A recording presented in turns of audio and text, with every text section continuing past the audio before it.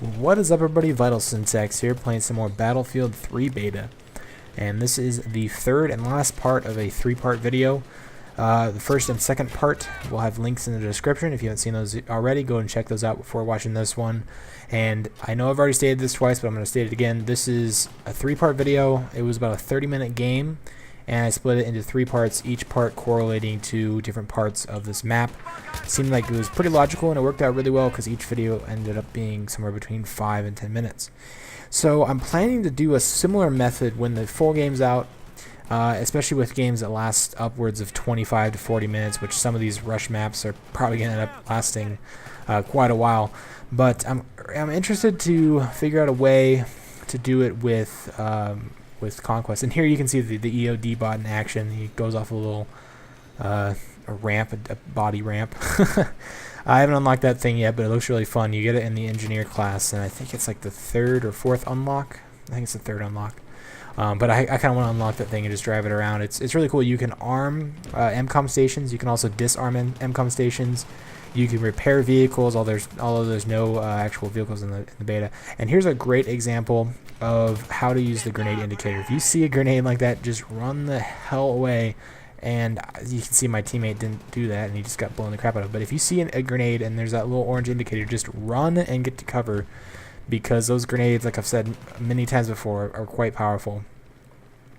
So I'm interested to see how I'm going to split up Conquest gameplay, because Conquest, especially in Battlefield 3, seem like they're going to be games that are upwards of 30 to 40 minutes. So if you have a suggestion for how I should split up the videos, let me know. I probably would just end up splitting them up just randomly in no logical order, which is totally fine. But I've got the bipod attachment on here, and I don't really like it, but I was just using it in this video.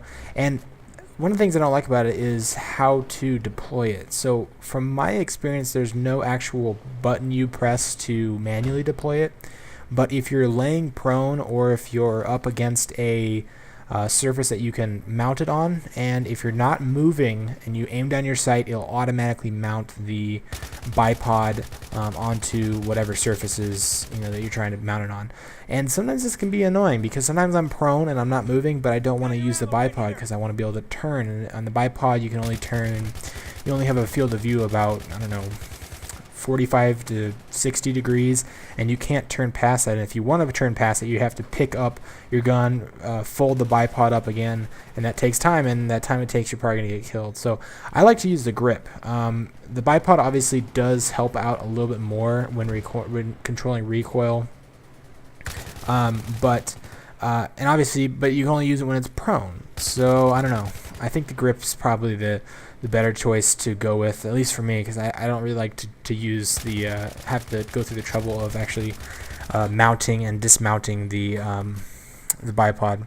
And I think the bipod is actually available for every gun. I thought it was originally just going to be snipers and light machine guns, but I've unlocked it for the M16, the AK-74M. I'm not sure about the carbines, like actually no, I unlocked for the AK-74U, I believe.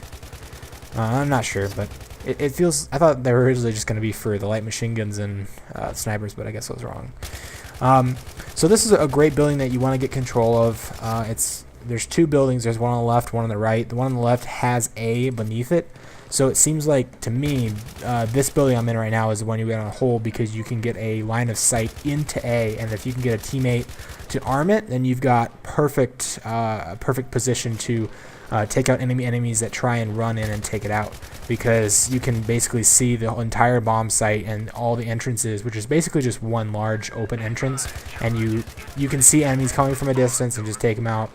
The thing you got to be careful is that right there is people sneaking up behind you, and I don't know how my teammate didn't see him. My teammate was like right behind me. Maybe he had just spawned or something, but you would have obviously seen an enemy stabbing your teammate in the neck. I don't know. The knife animation is really good. I was kind of nervous because I'd seen some videos that the knife lunge was really far, but there is quite a bit of a knife lunge, but I don't really have a problem with it because you can only do that type of knife from behind. So I mean, it would be kind of nice if they took out a little bit, like a couple feet of the lunge, because it's kind of ridiculous at sometimes. But I don't know. I really like the way it looks. It makes you feel really, really satisfied. And on top of that, it actually is kind of cool to die from it. If you, I don't know if it worked that time, but if you get knifed from behind and it does the animation, it actually shows a first-person animation of the guy turning you around, grabbing your shoulder, stabbing you with a knife, and pulling out your dog tags. It's a little buggy, but it's really cool, and I think it's gonna work out really well. They had similar systems in like Killzone 3. They had a similar brutal melee system, they called it in that, and they also had it in Halo. But I think that Battlefield's done the best job of it because Killzone 3, you could do it from any position. If you walked straight into them, you could do it, and that was really annoying. And Halo, I don't know. Halo's was good, but it was third person, which I thought was kind of strange. Okay, now here's another thing I wanted to point out is this area up here is really good to control because you've got a clear open side of B.